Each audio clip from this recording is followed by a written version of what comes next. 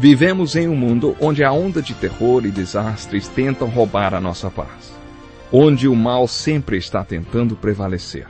Mas vemos pela palavra de Deus desde o Antigo Testamento que o cuidado de Deus para com aqueles que o temem e o buscam é muito real e permanente.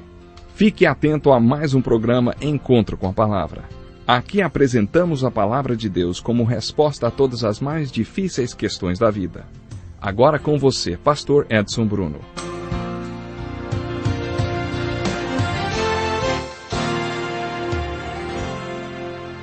Seja bem-vindo ao nosso Encontro com a Palavra de hoje. Estamos estudando o Evangelho de João, versículo por versículo. No último programa comentamos a resposta dos apóstolos ao Senhor quando no capítulo 6, Jesus lhes perguntou: "Vocês também não querem ir embora?" E Pedro respondeu: "Senhor, para quem iremos? Tu tens as palavras de vida eterna." Quer dizer, em quem eles creriam, senão em Jesus e no que Jesus os chamou a crer. Bom, vocês devem se lembrar que o apóstolo Paulo diz: "Porque sei em quem tenho crido, e estou bem certo de que ele é poderoso." Não queremos discutir teologia. Paulo não disse: "Eu sei no que tenho crido." Hoje se fala muito no que se crê. Paulo tinha um relacionamento com Cristo vivo e ressurreto e disse assim, "Sei em quem tenho crido."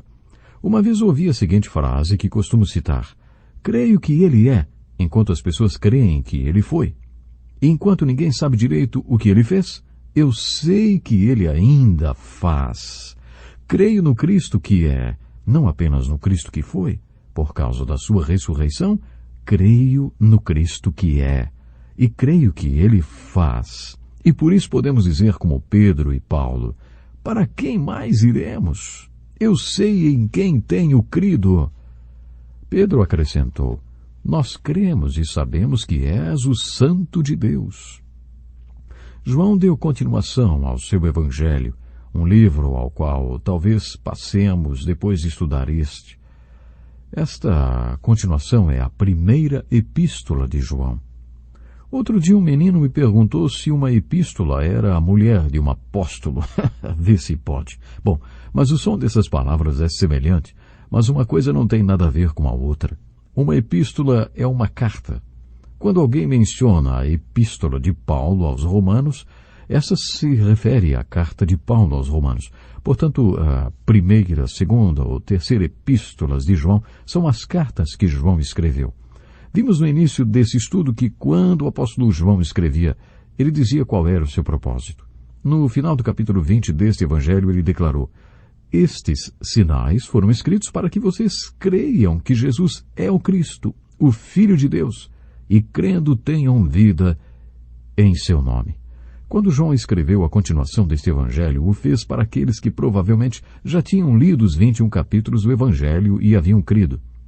E aí, na sua primeira carta, no capítulo 5, João escreveu: "Escrevi-lhes estas coisas a vocês que creem no nome do Filho de Deus, para que vocês saibam que têm a vida eterna." Isto é o que chamamos certeza da salvação.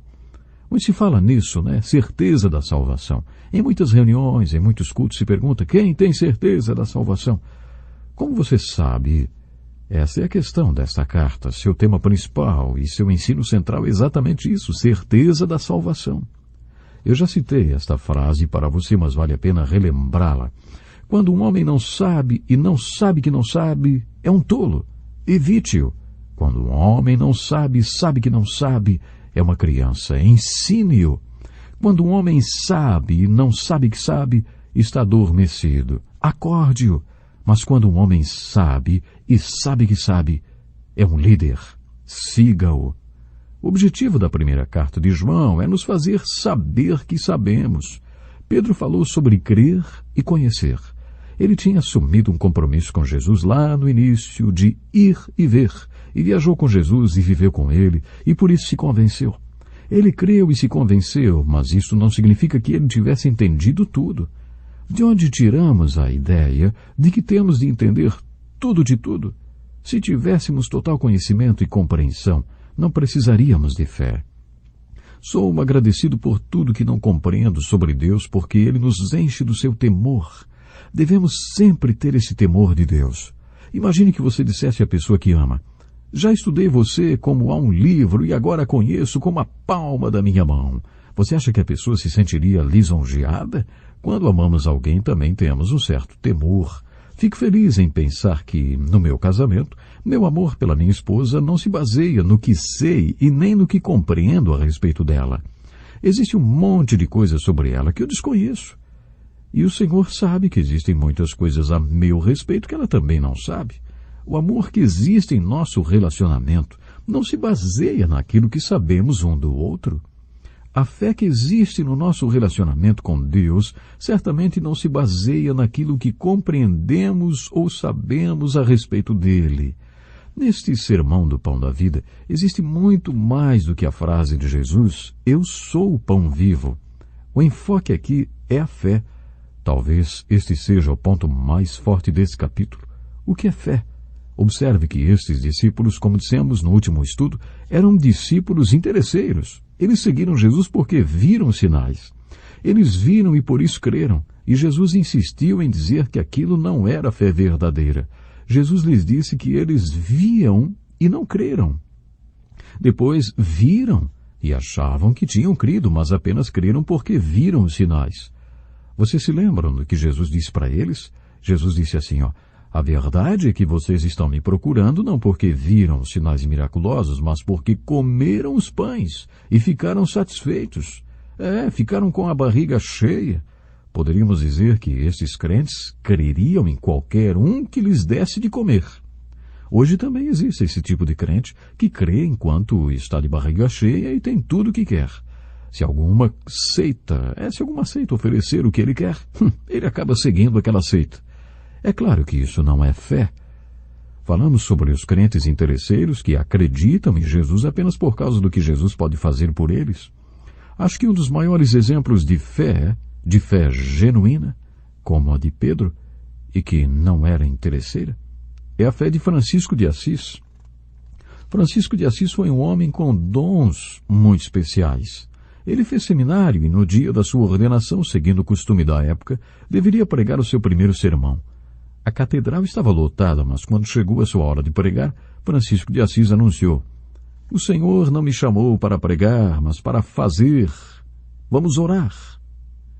Foi então que ele fez aquela oração tão conhecida pelo mundo inteiro. Senhor, fazei de mim um instrumento de vossa paz. Onde houver ódio, que eu leve amor. Onde houver ofensa, que eu leve o perdão. Onde houver discórdia, que eu leve a união. Onde houver dúvida, que eu leve a fé. Onde houver erro, que eu leve a verdade. Onde houver desespero, que eu leve a esperança. Onde houver a tristeza, que eu leve a alegria. Onde houver trevas, que eu leve a luz.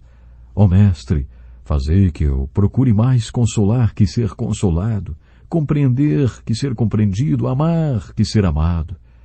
Pois é dando que se recebe, perdoando que se é perdoado, e é morrendo que se vive para a vida eterna. Essa foi a oração de um homem que realmente sabia o que era ter fé. Ele não tinha uma fé interessada apenas no que Jesus podia fazer para ele. Ele não seguiu Jesus pensando em tudo que Jesus haveria de fazer por ele. Ele tinha aquela fé preciosa que o fazia perguntar: Senhor, o que o Senhor quer que eu faça? Quando estudamos esse capítulo magnífico do Evangelho de João e fazemos uma das perguntas bases do nosso estudo, quem é Jesus? Deparamos-nos com a seguinte resposta: Ele é o pão vivo. Ele é aquele que veio, não para fazer a sua própria vontade, mas para fazer a vontade do Pai que o enviou. Ele é aquele que tem as palavras de vida eterna. O capítulo 6 do Evangelho de João apresenta respostas maravilhosas para esta pergunta. A próxima pergunta é: o que é fé? Fé não é ver para crer. Fé não é crer por causa do que você comeu hoje. Fé não é crer em alguém só porque ele deu o que você estava precisando. Fé é crer para ver. Fé é ir até Jesus porque o Pai deu você a Ele. Porque o Pai o levou até Ele. Você é um daqueles que Ele quer dar a Jesus. Por isso, porque você está sendo levado a Cristo, você crê e sabe, mesmo que não compreenda totalmente. Fé, neste capítulo, é tudo isto. A última pergunta base do nosso estudo é: o que é vida? Vida é ter sua fome satisfeita. Será que existe algo melhor do que você tomar um copo de água fresca quando se está morrendo de sede? Ou ter sua fome saciada quando se está com fome? Isso é vida. No plano espiritual, no fundo do nosso coração, vida é saber que a fome ou a sede interior que está no fundo do seu coração foi saciada para sempre. De acordo com o capítulo 6 do Evangelho de João, isto é vida. E é maravilhoso a gente sentir essa qualidade de vida que somente o Senhor Jesus Cristo pode dar. E que qualidade de vida, hein? Eu acho muito interessante, sabe?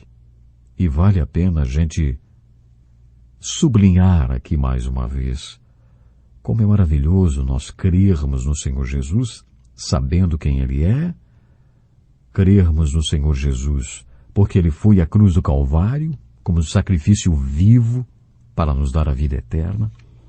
Como é maravilhoso sabermos que Jesus Cristo pode definitivamente saciar a sede. E olha como existem pessoas sedentas nesse mundo. Vivemos num mundo onde a principal enfermidade acaba sendo a depressão, a tristeza.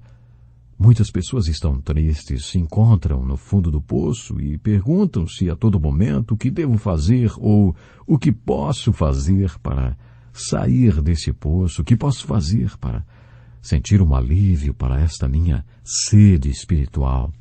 Eu já disse, mas quero repetir outra vez.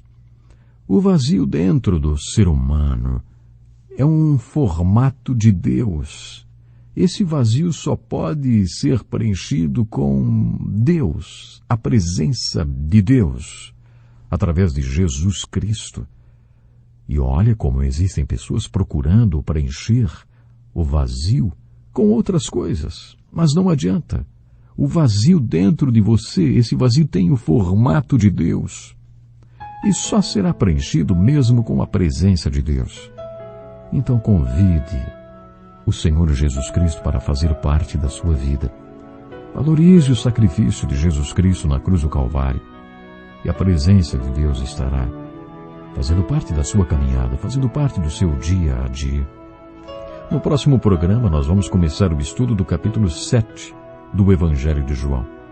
Leia esse capítulo, o capítulo 7, e veja quais respostas ele apresenta para as perguntas: quem é Jesus, o que é fé e o que é vida. Até o próximo programa. Deus lhe abençoe.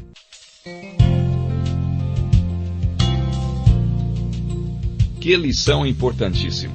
Obrigado, pastor Edson Bruno. Prezado ouvinte, coloque em prática o que você ouviu aqui. Sem dúvida, sua vida será grandemente abençoada. Este é um estudo escrito pelo Dr. Dick Woodward, na voz do pastor Edson Bruno. Escreva-nos e solicite o material. Nosso endereço é Encontro com a Palavra, Caixa Postal 2011, CEP 89201-970, Joinville, Santa Catarina. Até o nosso próximo Encontro com a Palavra.